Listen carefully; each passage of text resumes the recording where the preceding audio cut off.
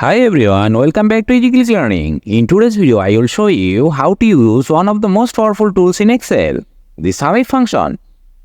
Whether you are managing budgets or analyzing data, this function will help you sum up values based on specific conditions. Let's dive in.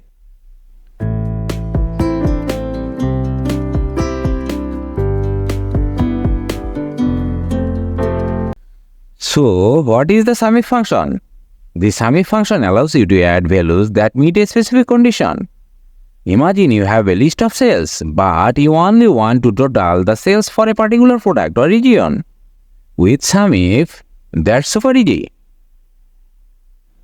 Let's go through each part of the formula. First range, this is the range of sales that you want to evaluate against your condition. Then criteria. This is the condition that tells Excel which sales to include in the total. Now sum range. This is the range of sales you actually want to add up. Let's say you want to sum all the sales for product A. Here's how you do it. First select the cell where you want the total to appear. Then type =sign SUMIF to start the formula. Next, for the range, select the list of products. Here I will select the range A2 to A10. For the criteria, type product A inside the quotation marks. Lastly, for the sum range, select the sales amount like B2 to B10.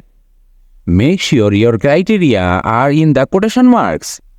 Ensure the range and sum range are the same size. If the ranges didn't match, you will get incorrect results or an error.